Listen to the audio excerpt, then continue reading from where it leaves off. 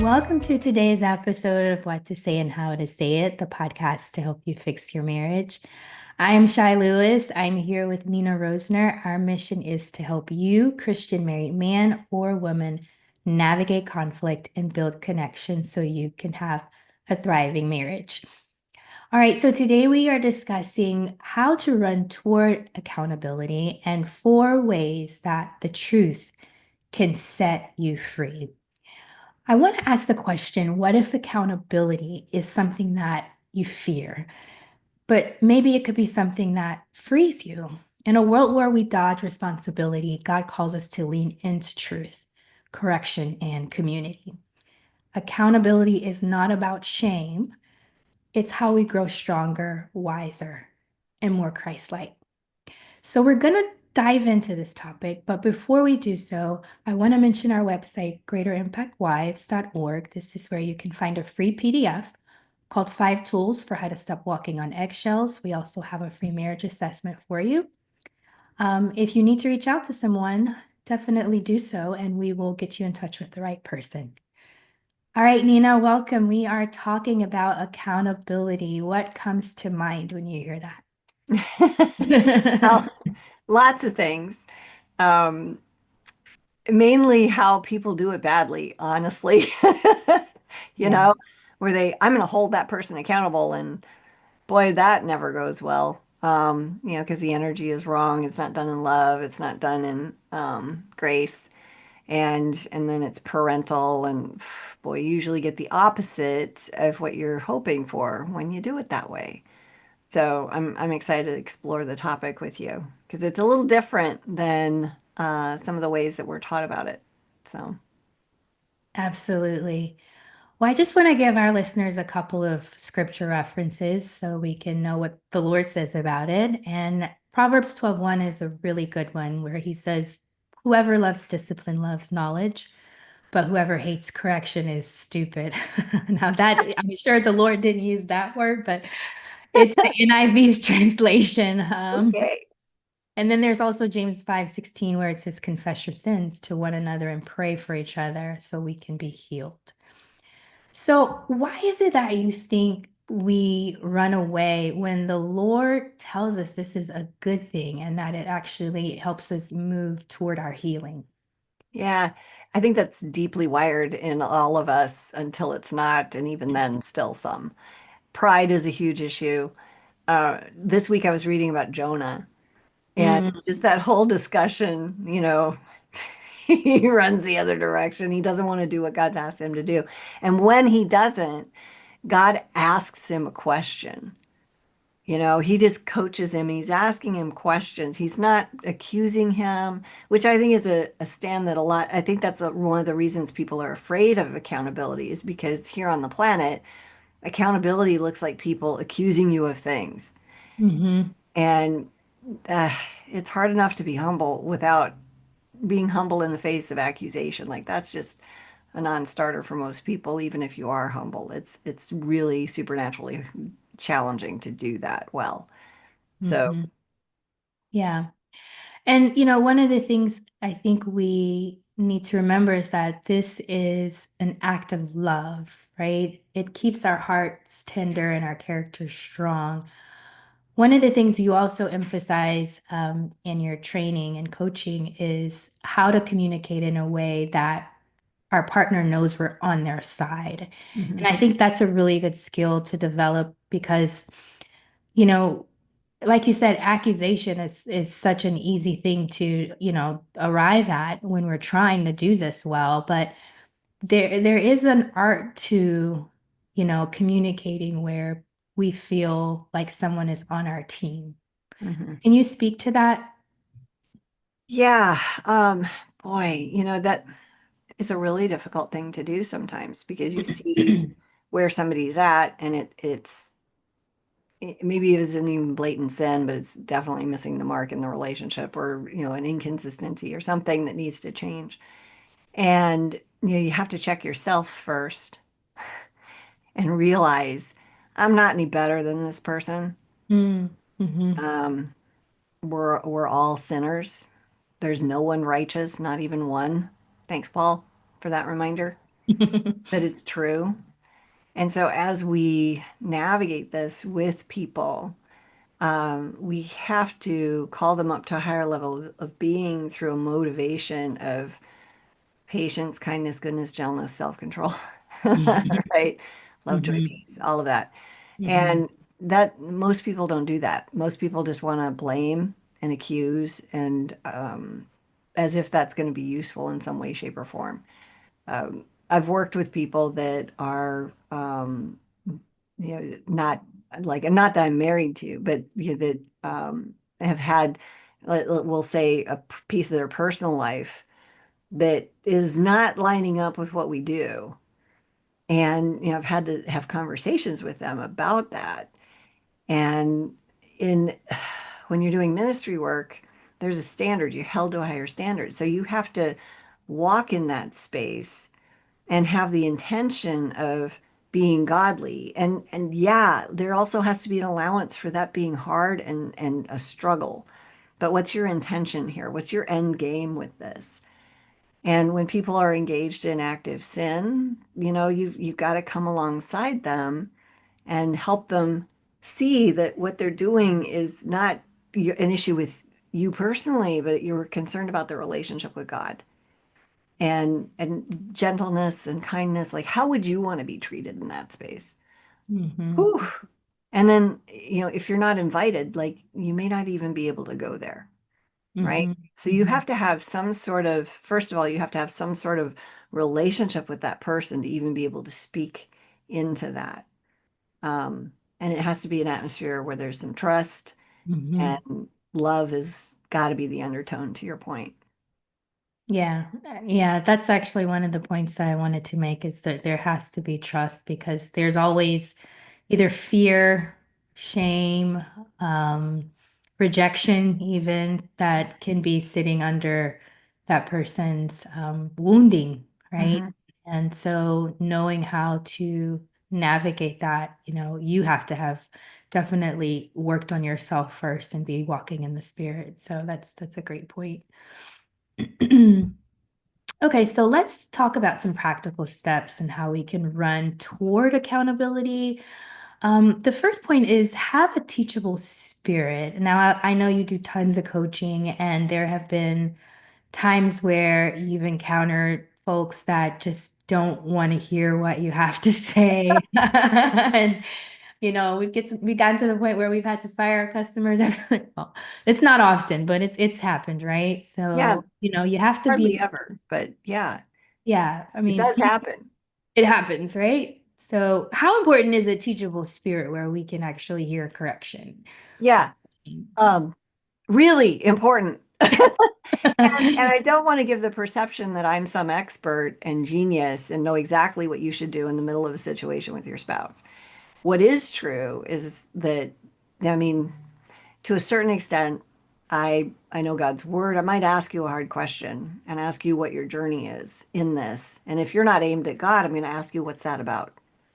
If you're focused, and this is the biggest thing that people do is they stay focused on their pain and they stay focused on their spouse's faults and flaws and things that they did.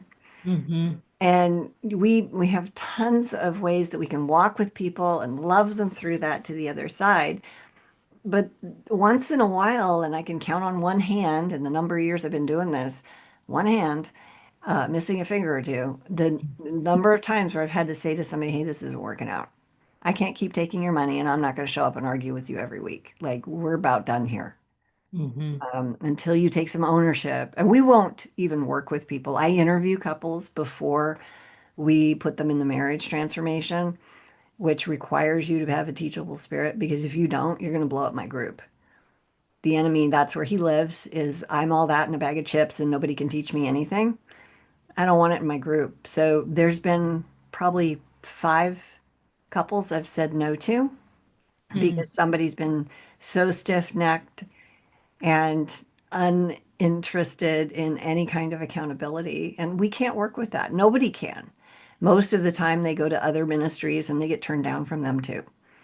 Mm. It's really sad, but nobody can work with it. It's not just us. Yeah. I had a pastor that used to say, there is the lack of skill, and then there is also the lack of will. And I think it's much easier to work with people that have the lack of skill, right? 100%. Yes. Yeah. I'll take that with somebody that's got an eager heart towards God. Oh my word, 100% of the time. You can give people skills and help them practice and try those things on. You cannot give them the mindset. They have to develop that and choose it. And that Mhm. comes out of a heart of obedience to the Lord. And if they don't have that, they're stuck in the and because of them. They have themselves stuck. Yep. Yep. And that's where you really have to let go and let God, as they say, right? Yep. All right. The next step is to surround yourself with people who will tell you the truth. So I think, when you become a Christian, that is just, I remember that being so crucial to my growth in the beginning of my walk and just surrounding myself with people that were walking longer than I had and who could Hmm. kind of show me how to do this. Because you're coming out of the world, you're trying to get your flesh under control, you're changing your mindset. It's a lot, and that's not something we can do on our own. And even mature, those of us who think we're mature, who've been walking with the Lord for a long time, we still need that. So could Hmm. you speak to the importance of that in terms of accountability? I just agree with you. I think almost all of my friends are 5 to 20 years older than I am, Mm, which in about 20 years, I'm going to be going to funerals, I guess. I don't know. Like, that's going to be terrible. But, just because, like, I wasn't a Christian until I was in my early 20s. mm, So the friends I have that are my own age, most of them have been walking much longer than I have, right? mhm, And I think it's really important that you have people and you study with people that have way more experience than you do. That needs to be the way it is with everything in life. Like everyone needs mentors. I have mhm, coaches that I work with that are my coaches, right? Um, mhm, and they have experience in places that I don't. And that's what mhm, I need. And you have to be humble and mhm, brave at the same time because they're going to ask you to do things or suggest that you do things that are going to be outside your comfort zone. But that is how growth occurs. You got to do things you're not comfortable with doing to get to the place that you want to be. And mhm. there's no other way to that. So choosing the right people, majorly important. The next point is confess quickly. That's something also that is a developed skill, being able to admit the truth quickly. And I think about my kids and in that sense where I catch them, in a little bit of a fib and how they squirm. And I know it's not what they're saying, and I'm just waiting for them to admit what it really is. And it's funny because I think that we do the same thing. When we're not ready, when we're afraid, when we're dealing with shame, we take the long route to get to the truth. Hmm. And it's like God is just sitting there waiting for us to Yeah. just admit to ourselves first, and then to those that, are important to us, that this is an issue, right? So, how important is that when you're counseling or coaching couples for people to just admit things really quickly? Yeah, it's a huge deal because then you can deal with it. Mm, And you've got to be wise in who you admit to.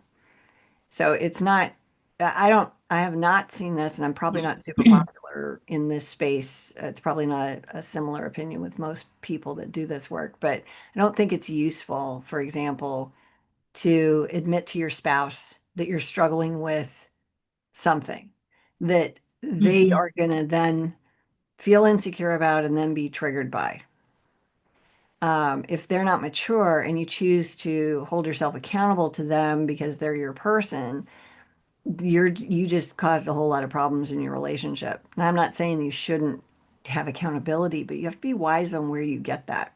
I have never seen, never, not once, seen a situation where a wife is the accountability partner for a husband who's addicted to pornography and have that go well. It puts her in the role of mom, Mm, and that undermines the connection in the relationship. Um, I have seen things go well when people hold themselves accountable for their struggles with people that are equipped to help them mhm, or walking that same path themselves, holding themselves accountable. Celebrate Recovery is a great space for things like that. mm, And so you have to be wise because it's not useful to tell your spouse, hey, I'm struggling with same-sex attraction because you just caused a whole lot of insecurity for them, probably. Is that their issue? Sure. But is it helpful in the relationship? Probably not, especially if they were insecure to begin with. So when you have those kinds of things that come up for you, you need to sort that with a wiser, older person in your life, male if you're male, female if you're female, and then and maybe even a group and work it with God to overcome those things. Because just because you're tempted with something doesn't mean that you are sinning. Everybody mm, gets tempted. mhm. So, anyway, those are some things around that. Yeah.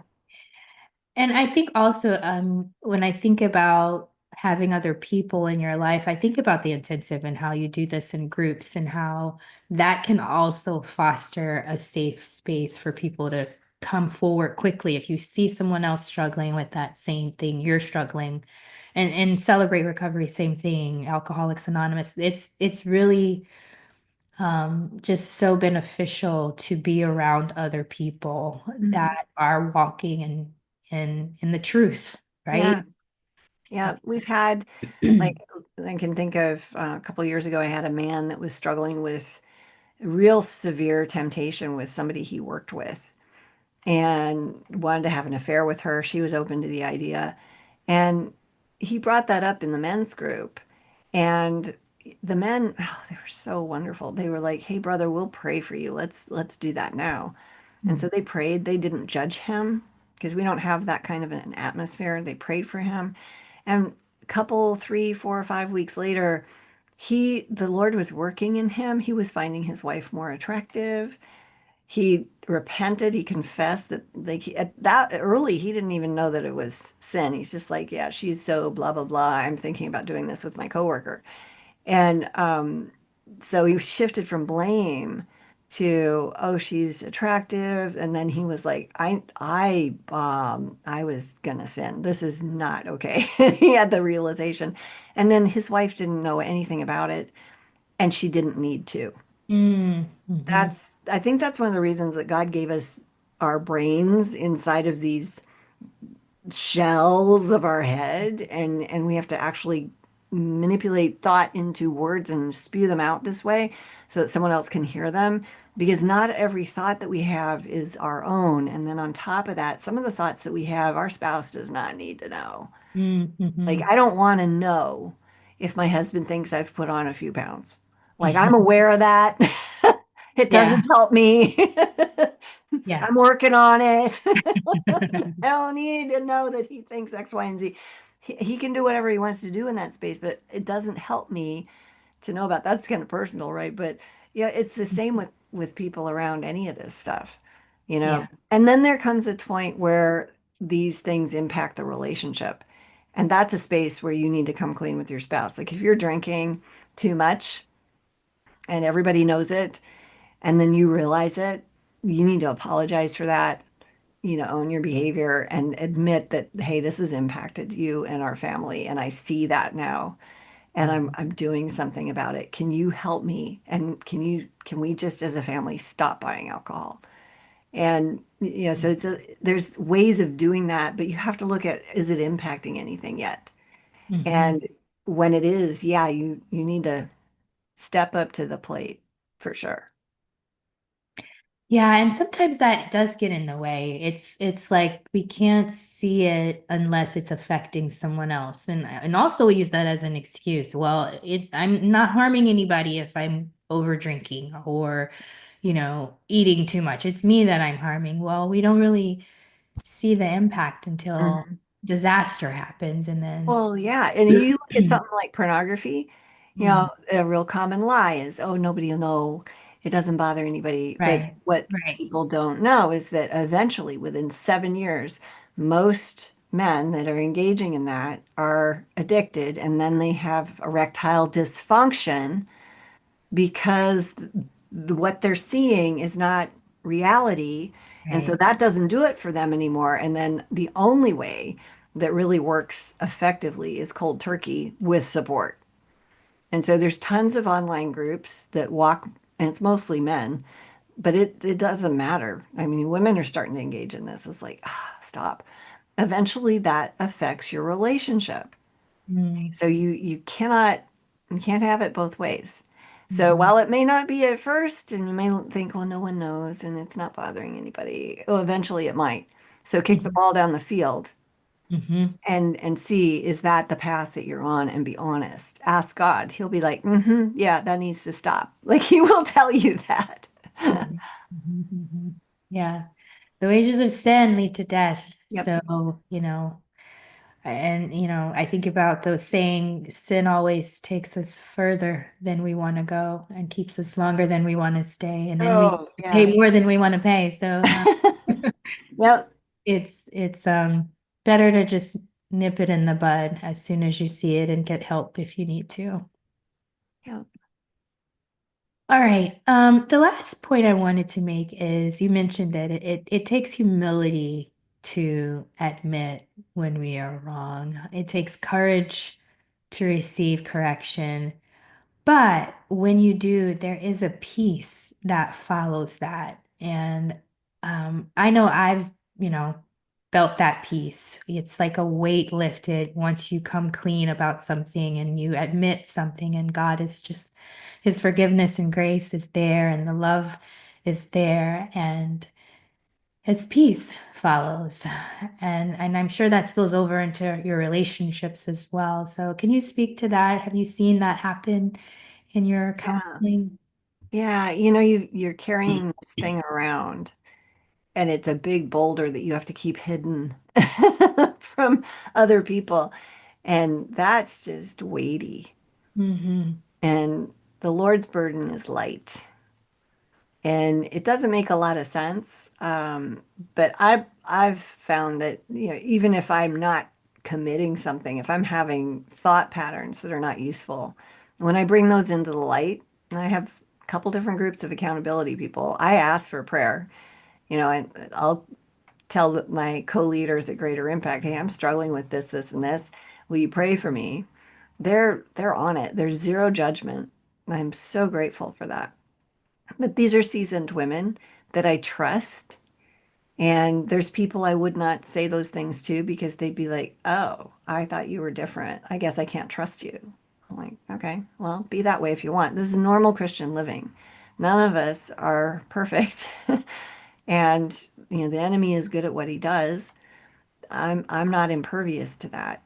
But to have a look, we have this atmosphere at Greater Impact that if something was happening, I could ask.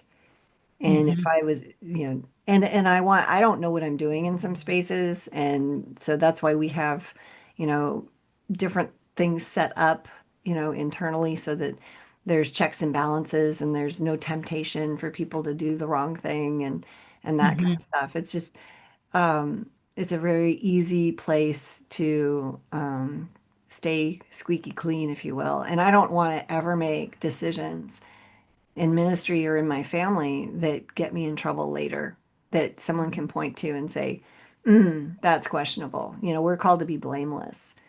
Hmm. Yeah. So, but in the places where we're not wise, somebody else might need to speak to that and say, hey, did you know? And then you're like, oh, I didn't know that. Okay. Hmm. Thank you. That's what you do. Yeah. Yeah. It's how the body works. We need each other. Yeah.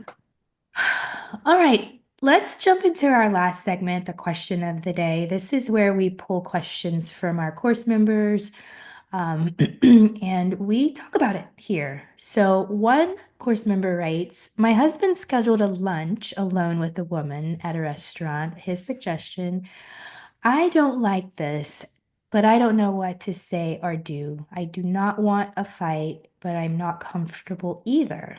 The conversation never seems to go well, but I don't know how to address this. This is a woman from another company he works with, and she's kind of thinking about switching jobs and wants to talk to him about ideas and options for herself. How do I address this with my husband respectfully? Yeah, my question would be, why are you involved in his work life? Mm, And if you know about this, it's because he told you, and he wouldn't have told you if he was hiding something. So why are you parenting what he's doing at work? It's very common for colleagues in different industries or the same industry especially, to meet together and discuss things. Is there a potential for sin? Well, yeah, you meet the UPS man and nobody's home. So should you be going to the post office when it's Joe behind the counter? Like, how far you want to take that? mhm, Um, Lunch in a public place. Stay out of his workplace or his work environment, his work life. It's not like you're not his mom. And that just undermines, like he obviously trusted you to tell you that, hey, I met with Sarah and we, had lunch and she's talking about moving to our company, blah, blah, blah. Unless you have a history of him meeting with women and having affairs, um, stay out of it. mm. Gratefully told you. Pray for her that she finds a job. That's it. Yeah. It's probably And not a bad trust idea. God. I would add to that, trust God. Yeah, Yeah, yeah, he hello. sees everything. Yeah, exactly. And my favorite, well, not my favorite. I have a lot of favorite scriptures. One of my favorites is your sin will find you out. Mm, Okay. And this comes from, I love that. My husband's traveled for years with Procter and Gamble, tons of international, week-long plus sometimes, like big trips with teams of people that are not all men. hmm I never once worry about it. hmm It just is what it is. And, sometimes they're there over a weekend. It is what it is. They go to museums and they do stuff. I never think twice about it. And if I were a worrying kind of person, I wouldn't worry. I'd be like, you know what? If there's something there and God wants me to know, I'll find out about it. hmm And there's never been anything. I do the guy's laundry. Like, there's no lipstick. It's just not a thing. So the other thing is that we don't realize this, but we can also push people into spaces that they're not meant to go by how we act towards them. So if you're thinking that he's capable of this, then you're putting that on his landscape that that's who you think he is. Don't do it. Mm, yeah, Disrespectful. that's good. All right. So, what will you do with the information you have today? We invite you to check out the next episode on how to handle difficult conversations in the context of your Christian marriage. Thanks for joining today. We'll see you next time.